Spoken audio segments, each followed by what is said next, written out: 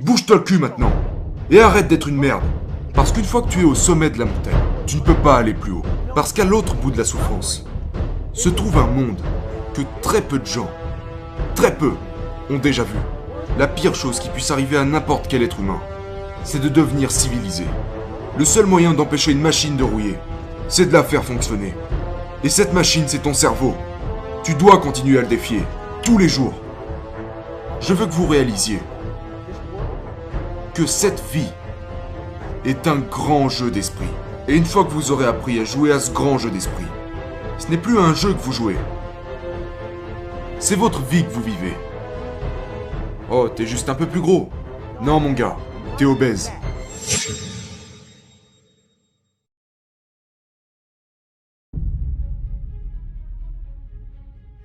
Je crois que la plupart des gens ne vivent qu'à 40% de leur potentiel.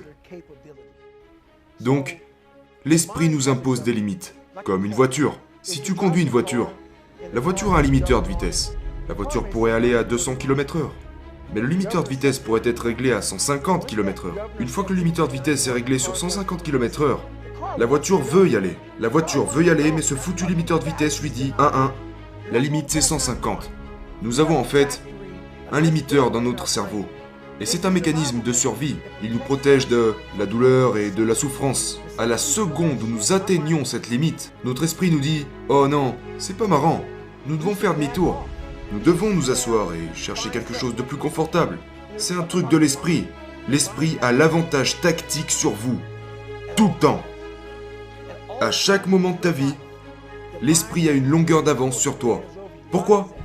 Parce qu'il sait de quoi t'as peur. Il connaît tes insécurités, tous tes points faibles. Et il fera en sorte de te tenir à l'écart de ces merdes. Il te poussera dans cette direction, qui est confortable. L'esprit contrôle tout. Donc ce que j'ai réalisé, c'est que quand je grandissais jusqu'à ce que je fasse 134 kilos, que j'étais gros et que j'avais toutes ces insécurités, j'ai réalisé que mon esprit m'avait guidé dans cette direction. Quand les choses sont devenues inconfortables pour moi, quand j'ai fait face à mes insécurités, quand j'ai fait face à mes peurs, mon esprit m'a dit « Oh non, j'ai l'avantage sur toi. Je vais te séparer de ce sentiment qui te pousse. » Et tout est à propos de ça. Nous voulons nous sentir bien. Nous ne voulons pas nous sentir mal. Genre, qu'est-ce que je fous là ? Et quand tu ne peux pas répondre à ce genre de questions, t'abandonnes. J'ai commencé à réaliser que, si à ce moment, je peux répondre à ces foutues questions, et que je suis au contrôle de mon cerveau, au lieu d'être contrôlé par lui, c'est à ce moment que ce truc apparaît. Donc la règle des 40%, c'est ça. Quand vous êtes à 40%, votre cerveau dit « Terminé. On s'arrête maintenant parce que ça va devenir douloureux et inconfortable. » Donc vous arrêtez. Vous devez trouver des moyens. Et c'est différent pour tout le monde. C'est de ça dont parle le livre. Genre, on a tous déjà vu, tu sais, 5 étapes pour ceci, 4 étapes pour cela, c'est beaucoup plus que ça. C'est des conneries. C'est une pratique qu'il faut, c'est des habitudes. Donc, si tu sais qu'à 40%, genre, à 40%, la douleur commence à apparaître. C'est là que ça devient inconfortable. C'est là que la règle des 40% entre en jeu. Maintenant, ça commence. Je ressens la douleur. Mon esprit commence à me dissuader. Il me dit, sors d'ici. Arrête-toi, fais demi-tour. Il va dire, on s'arrête là. On n'est pas assez bon. L'esprit commence à vous dire toutes ces choses. Et vous commencez à le croire. Parce que votre esprit prend le contrôle. Et c'est précisément à ce moment que vous devez inverser les rôles et passer aux commandes. C'est ok. Laisse-moi voir si je peux aller à 45%. Et une fois que vous commencez à vous donner de plus en plus d'espoir, et que vous commencez à réaliser, ok, l'esprit commence à te dire, mais qu'est-ce que tu fais ? Nous sommes censés aller à droite, et tu vas à gauche. Vous commencez à contrôler votre esprit. Vous commencez à trouver de nouvelles ressources en vous-même. Et cela commence à 40% jusqu'à beaucoup plus loin que ça. Mais 40% c'est le début. Arrivez là où votre esprit vous demande de vous arrêter. Peu importe où c'est, mais trouvez cet endroit. C'est quand cette merde commence à faire surface que tu dois rester au contrôle. Très peu de gens sont capables de vivre avec eux-mêmes. C'est la première chose. Il faut pouvoir vivre seul, se regarder dans le miroir et se dire « J'ai peur, mais j'accepte de continuer ». Il y a une voie facile ici. C'est dans la voie facile que se trouvent tous ces mensonges et toutes ces choses confortables. Mais vous devez d'abord être mal à l'aise à propos de comment vous vous sentez avec vous-même, avec cette voix qui vous pousse à fuir. Nous avons tous cette voix. Nous avons tous cette voix qui dit « Hé mec, tu sais quoi, tu vas pas y arriver. T'es juste un abruti. » Mais il faut lui dire « Ok, c'est pas grave. C'est pas grave de croire qu'on peut y arriver. Donc on doit d'abord faire face au vrai soi. Le vrai moi est David Goggins. Le vrai moi est le gars qui te regarde en ce moment et qui se dit « Je ne veux pas être dans cette putain d'émission parce que quand j'étais enfant, je bégayais. Et j'ai peur de ça. J'ai peur du fait que d'ici une seconde, je me remette à bégayer comme une merde, en sachant que le monde entier me regarde. Mais c'est là que je me dis « Ok Goggins, tu dois aller dans cette putain d'interview. Voilà qui est Goggins. » Goggins va dire « Ok David Goggins, t'es minable. La vie t'a fait de cette façon. Et on ne peut pas vivre comme ça. On ne peut pas vivre dans la peur. On ne peut pas vivre dans le jugement. On ne peut pas avoir peur de ce que les gens pensent de nous. On ne peut pas avoir peur de ça. C'est Goggins. Goggins n'en a rien à foutre des gens qui ne l'aiment pas. Goggins prend le dessus. Mais je dois aussi écouter David Goggins qui dit « Mon gars, j'ai peur de ça. Je suis une merde. La vie m'a rendu faible. Je bégaye, j'ai des problèmes de lecture à l'écrit. Je suis gros, je manque d'assurance. Vous devez vous faire face dans une pièce sombre. Et c'est dans cette pièce sombre que vous trouverez qui vous êtes. Mais dans cette pièce sombre, vous devez également créer un autre être humain qui restera avec vous pour affronter qui vous êtes. Et c'est la seule façon de surmonter toutes ces choses. Tu dois créer quelqu'un d'autre. Mais pas comme quelqu'un qui aurait deux personnalités, non, c'est toi. Mais tu dois trouver de la force dans cette visualisation du nouveau toi qui prendra doucement le dessus, presque comme un super-héros. Quand tu sors de cette pièce, tu es différent. Tu es quelqu'un qui n'en a rien à foutre du reste, qui ne s'inquiète plus d'être jugé, qui sait qu'il est faible, qui sait qu'il a peur, qui connaît tous ses points faibles. Peu importe, je suis là. Ça, c'est Goggins. Dans cette pièce sombre, tu te fais face. Tu réalises que tu veux devenir meilleur. Tu réalises que tu ne veux plus être faible et vulnérable. Et que tu veux éliminer ce genre de problème que nous avons tous. Nous les avons tous. L'âme est selon moi une excellente plateforme pour déterminer qui je veux être. Et pas qui je suis. Voilà l'intérêt de cette pièce sombre.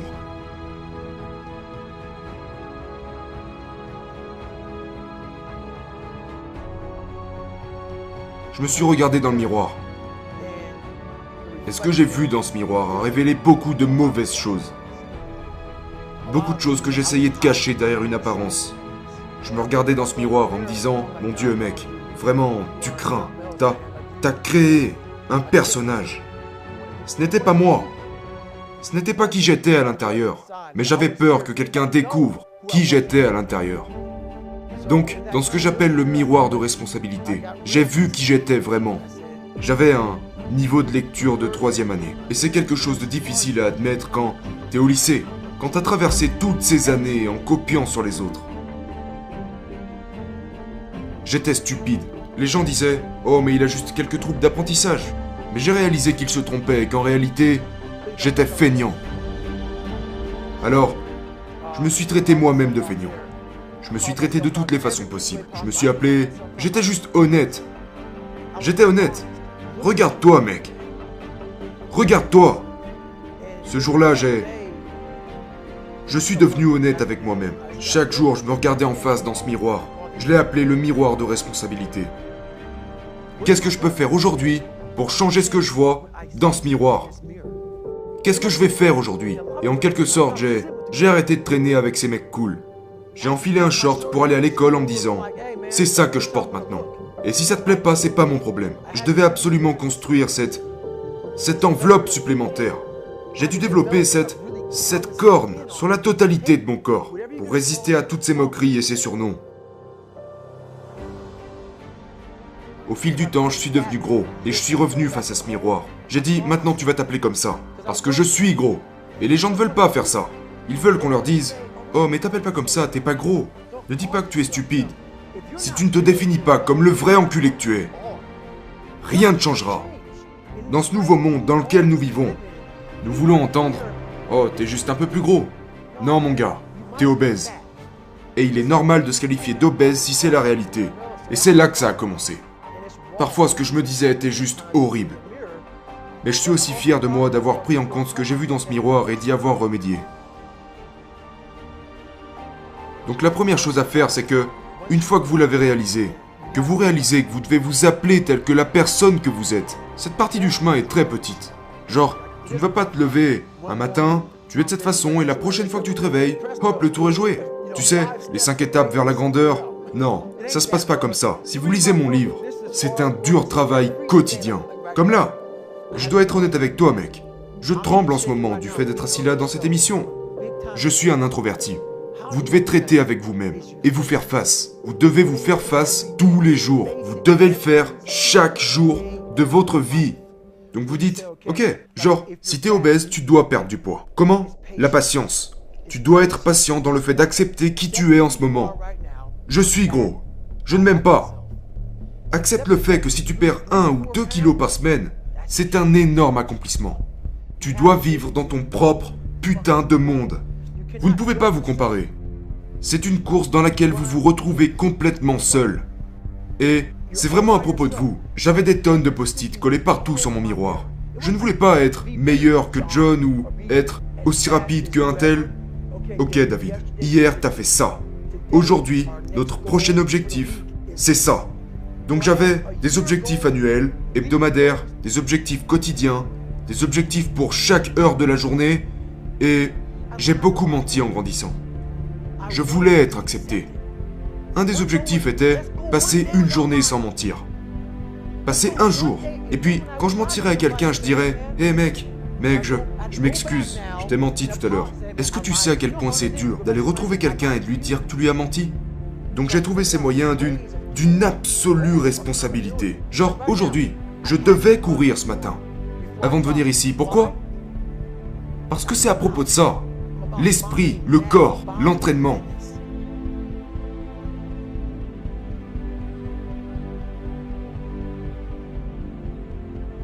Les gens disent tellement de la merde.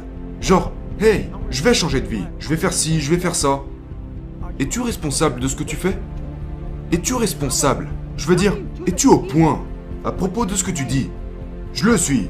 C'est comme ça que ça commence. Ça commence avec cette entière responsabilité de « Je ne mentirai pas aujourd'hui. Je dirai aux gens la vérité à propos de qui je suis. » Quand tu arrêtes de te cacher, que tu dis exactement comment tu es.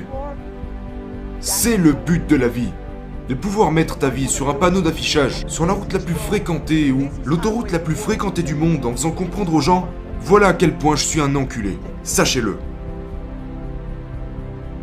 Lorsque vous prenez vraiment du recul dans votre vie et que vous êtes dans cette pièce sombre, vous regardez d'où vous avez commencé et vous vous dites « Mon Dieu, ma mère était comme ça. Mon beau-père a été assassiné. Mon père me battait. Je ne pouvais ni lire ni écrire. J'ai menti à tout le monde. J'ai triché à tous ces tests. Mon Dieu, mec. » Et puis je me suis donné un objectif. Je me suis dit « Comment tu te sentiras quand tu auras atteint cet objectif en partant de ça?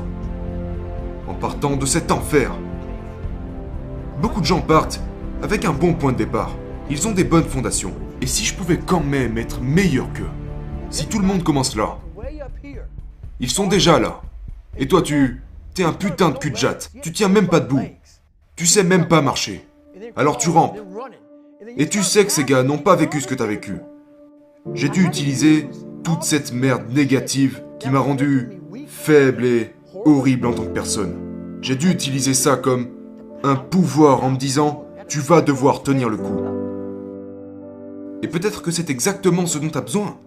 L'obscurité était exactement ce dont j'avais besoin. Tout est dans la façon dont vous percevez votre situation. Vous devez l'accepter. Vous devez d'abord l'accepter avant de pouvoir y remédier. Beaucoup de gens se promènent genre « Oh, tout va bien. Je suis bien. » Non, tu l'es pas. Vous devez accepter ce que vous n'êtes pas. Mais les gens ne veulent pas le faire. Et c'est pourtant la seule façon de résoudre le problème. Vous devez l'accepter avant de pouvoir commencer cette marche. Et beaucoup de gens ne commenceront jamais cette marche. Ils ne commenceront jamais ce parcours parce qu'ils vivent dans cette fausse vie. Tu ne peux pas regarder cette gigantesque liste et vouloir tout régler en même temps. Non. Tu prends le premier de la liste. Je veux être plus intelligent. Pour moi, c'était crucial. Je dois devenir plus intelligent. J'avais de telles invalidités que je n'arrivais pas à retenir quoi que ce soit. Je devais donc, pour obtenir cette chose, élaborer une stratégie. Comment est-ce que je vais faire ça? Je ne pouvais pas apprendre aussi vite que toi. Je ne pouvais pas apprendre comme qui que ce soit. Comment vais-je y arriver? Donc j'ai dû chercher. Quels sont mes points forts et mes points faibles? Ok.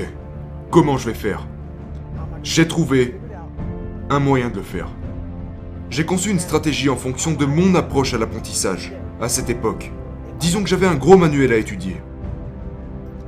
Je suis allé acheter un paquet de cahiers à spirale au magasin du coin. Et chaque page, j'ai dû remplir chaque page. Je devais écrire la même chose, encore et encore. Peut-être 10 pages pour la même chose. J'avais 18 mois avant de repasser ce test. La plupart des gens se seraient dit « Je ne suis pas intelligent, je ne réussirai pas ce test. » Et j'ai réalisé « Attends une seconde, je ne suis pas intelligent. Mais comment pourrais-je y arriver? Comment pourrais-je surmonter cet obstacle? J'ai besoin d'apprendre. Je dois maîtriser ce manuel d'ici 18 mois. Et je dois donc prendre 18 mois pour réécrire chaque page de ce manuel, encore et encore, pour pouvoir juste m'en souvenir. Donc, quand j'avais affaire aux questions, j'avais écrit cette question et sa réponse tellement de fois sur papier, que je pouvais me dire, ok, à la page 71, je me souviens avoir vu ça. C'est de cette façon que j'ai pu passer ce test. C'est comme ça que je l'ai fait. Donc, vous devez élaborer une stratégie pour chaque problème de votre vie. Décomposez lentement le problème. Ne pensez pas à tous les problèmes que vous avez, juste un à la fois. Aujourd'hui, les gens sont médiocres. Ils essayent de trouver des raccourcis, et ils se comparent les uns aux autres. Disons que nous sommes 10 personnes dans cette salle, et que nous sommes tous médiocres. Mais, je suis le meilleur, parmi ces gens médiocres. Donc maintenant, je pense que je suis le meilleur. Je suis le meilleur. Nous nous entourons de gens qui nous font nous sentir bien, qui nous disent ce que nous voulons entendre. À la seconde où nous nous rapprochons de gens hors du commun, nous n'aimons pas ce sentiment.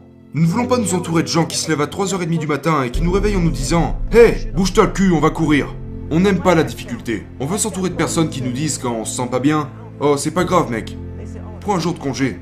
On va prendre une pizza et regarder un match. » Nous aimons ça. Nous aimons ce sentiment. Pourquoi? Parce que, tu comprends, c'est suffisant, nous sommes bons mec. Je ne veux pas ça. Moi, je veux qu'un enculé vienne me dire « Non, mon gars, ça suffit. Bouge-toi le cul maintenant. Et arrête d'être une merde. » Personne veut ça. On ne veut pas de cette personne qui remet constamment en question nos faiblesses. On veut cette personne qui, tu sais, fait en sorte qu'on se sente bien et en sécurité. Ça, c'est la médiocrité. Nous voulons être les meilleurs parmi les gens moyens. Les gens me demandent « Comment tu restes motivé tout le temps ?» Eh bien, après avoir accompli quelque chose, je ne vais pas m'asseoir comme beaucoup de gens diplômés. Ouais, je suis diplômé ici, je suis diplômé là-bas. Ils se sentent à l'aise. Et puis ils se demandent, mais pourquoi je deviens faible? Je ne veux pas perdre tout ce que j'ai. Ce qui se passe, c'est que, une fois que tu as atteint le sommet de cette putain de montagne, devine ce qui se passe. Bah, c'est bon. Tu te sens bien maintenant, alors pourquoi redescendre? Parce qu'une fois que tu es au sommet de la montagne, tu ne peux pas aller plus haut. C'est ça la médiocrité. Il y a beaucoup de gens dans la médiocrité qui ont un joli diplôme. Mais c'est tout. Ils ont conclu un bon deal, ils ont un jour gagné beaucoup d'argent. Ils pensent qu'ils sont bons. Ils sont médiocres. Qu'est-ce que tu comptes faire aujourd'hui, demain et après-demain? C'est pourquoi je n'écoute pas les théoriciens.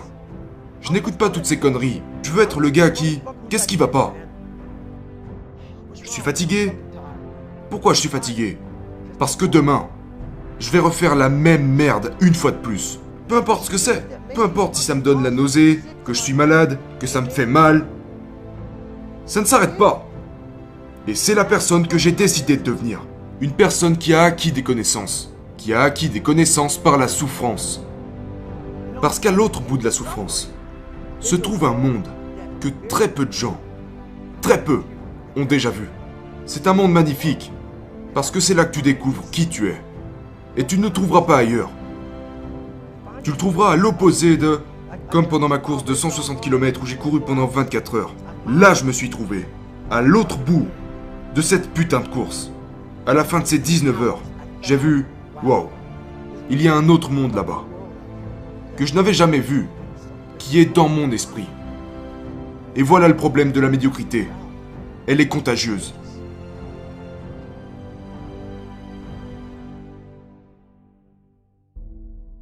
Ne pas être civilisé, c'est avoir cette sauvage mentalité. Être civilisé, c'est vivre dans un monde confortable. La plupart d'entre nous, genre, je vois ces athlètes qui prennent leur retraite. Tu sais, ils ont 38 ans, 39 ans, ils sont restés 20 ans au top dans leur domaine. Puis ils décident de tout arrêter et de se détendre. Et tu les revois 1 an plus tard, et tu te dis mais qu'est-ce qui lui est arrivé? C'est quoi ce bordel? Tu étais le plus grand athlète de tous les temps. Les enfants t'ont admiré, les femmes, les hommes, tout le monde t'a admiré.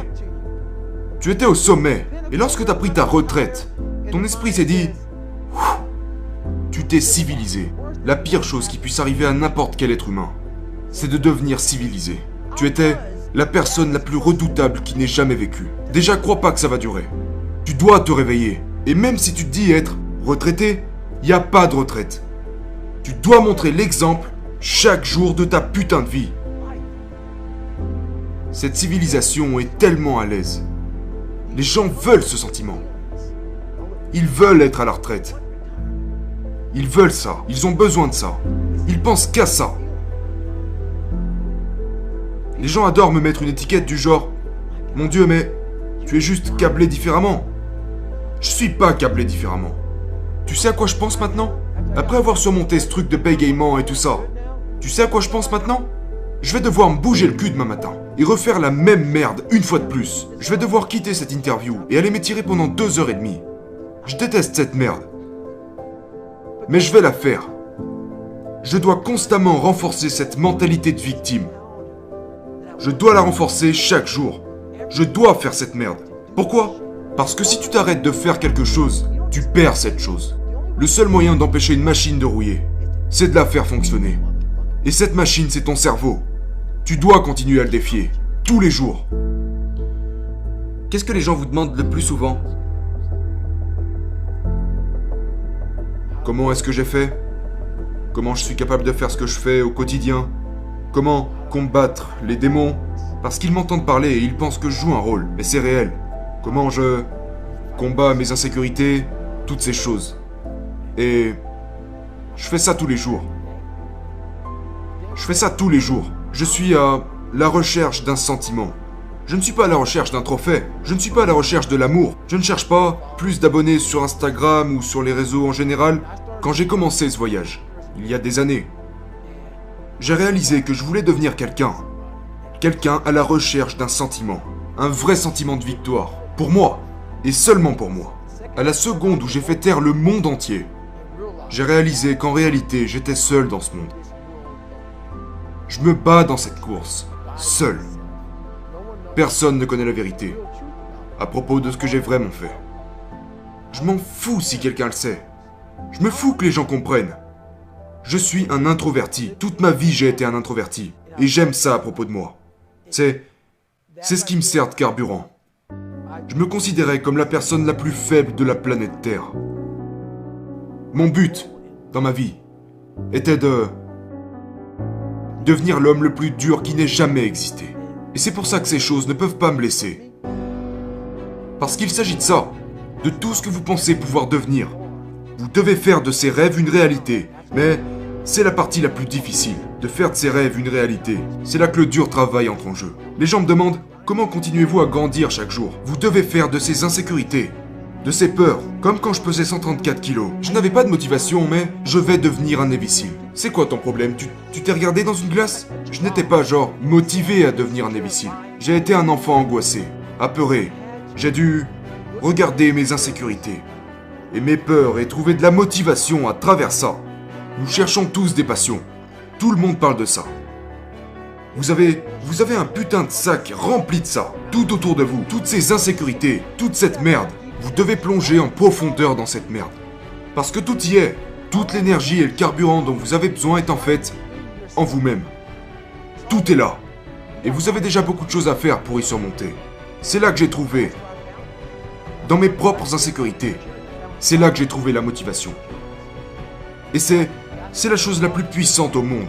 Quand vous pouvez trouver la motivation dans vos propres doutes, vos propres peurs et vos propres insécurités, vous deviendrez vraiment inarrêtable. L'homme que je suis aujourd'hui,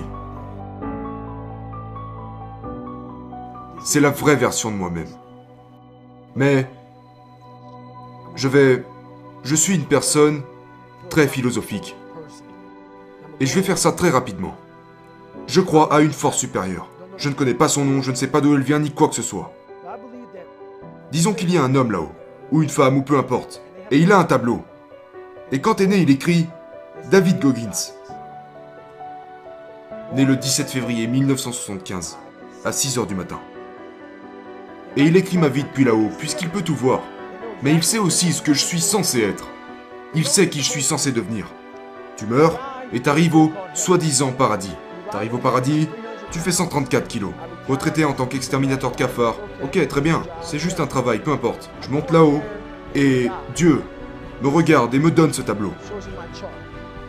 Sur ce tableau, il est écrit que j'étais censé devenir un Navy SEAL. Que j'étais censé faire 83 kilos. Que j'étais censé devenir l'homme le plus résistant de la planète Terre. Tout ça. Mais maintenant t'es au paradis, c'est terminé et t'es comme... Mon Dieu, j'étais censé vivre cette vie. J'étais censé vivre cette vie. Et ensuite tu réalises que la raison pour laquelle nous espérons, nous prions, nous faisons ci et ça, ne fonctionne pas. Parce que tout ce qui est censé arriver n'arrivera pas par magie. Non. Je crois que mon travail sur Terre est de surpasser tout ce qui est dit sur ce tableau. Je veux en trouver davantage. Tout ce que je pourrais. Et c'est dans ce putain de sac que tu dois plonger pour en trouver plus. Parce que si tu ne veux pas y aller et te faire face, tu ne trouveras rien. Mon gars, si tu veux vivre en surface, vis en surface. Mais si après la mort, il y a un endroit où aller, un jugement, tu pourrais y aller et voir un tableau. Et sur ce tableau, il y a le putain de battant que tu aurais dû être. Et maintenant, tu vas devoir passer le reste de ton existence à penser à ça, genre, j'aurais pu vivre une vie bien meilleure. Et si j'avais juste souffert un peu plus? Et si j'étais allé dans cette merde, en réalisant que je pouvais en faire tellement plus, dépasser mes peurs et les 40%. À la place, j'ai succombé à mes peurs. Et je me suis arrêté. C'est pourquoi j'utilise beaucoup la visualisation. Je fais en sorte que cet autre monde, après peut-être qu'il n'existe pas, pour moi il existe. Pour moi il existe. Et je me surpasse tous les jours. Et pour le faire, tu dois trouver les bons outils. Et moi, c'est cet outil que j'utilise. C'est en ça que ça consiste. Vous êtes votre plus grand ennemi. Votre plus grand... La conversation la plus importante que vous aurez de toute votre vie, c'est celle que vous aurez avec vous-même. Vous vous réveillez avec, vous marchez avec, vous vous couchez avec, et vous finirez par agir en accord avec, qu'elle soit bonne ou mauvaise. Vous devez, c'est la chose qui revient le plus souvent dans le livre, c'est à propos de vous, c'est à propos de vous. Il s'agit strictement de trouver qui vous êtes. Tellement de gens meurent jusqu'à 100 ans sans jamais trouver qui ils sont. Ils se sont jamais trouvés. Vous devez vous regarder dans ce miroir et reconnaître que il y a tellement plus à faire. J'aurais littéralement pu être un gars de 134 kilos en train de pulvériser des cafards. Encore aujourd'hui. Et si je ne m'étais pas regardé dans ce miroir en me disant il doit y en avoir plus que ça, je ne serais pas ici. Je suis allé profondément en moi et j'ai donné tout ce que j'avais pour me trouver. Donc c'est vraiment de ça que je parle. J'ai travaillé sur moi-même. Si dur que je suis devenu une personne qui a enterré son ancienne version d'elle-même pour se trouver là aujourd'hui. Il ne s'agit pas de lire un livre d'un théoricien ou... Il s'agit de durement travailler sur soi-même et de dire « Je ne sais pas comment je vais faire ça. Mais je sais que pour aller de l'autre côté, je dois grandir à travers de vrais efforts. » Et je l'ai fait, avec une vraie volonté. Et très peu de gens sauront ce que ça fait. Très peu. Quel impact souhaitez-vous avoir dans le monde? L'impact que je veux avoir dans le monde est que chacun puisse se faire face. Je veux avoir ce genre d'impact. Tu peux aller à la télévision. Tu peux mettre ta vie sur un panneau d'affichage. Tu n'as pas honte de qui tu es. Tu n'as pas honte de ce que la vie t'a fait. Peut-être que tu as contribué à ce que ça t'arrive. Toute cette merde qui s'est rassemblée sur toi. T'en prends la responsabilité. Tu réalises que nous sommes tous paumés. Et arrête de te comparer à d'autres gens aussi paumés que toi, qui l'ont juste un peu mieux caché. C'est tout ce qu'ils font. Ils arrivent juste mieux à le camoufler que vous. et il le retourne sur vous en disant que vous êtes paumé. Je veux que vous réalisiez que cette vie est un grand jeu d'esprit. Et une fois que vous aurez appris à jouer à ce grand jeu d'esprit, ce n'est plus un jeu que vous jouez. C'est votre vie que vous vivez.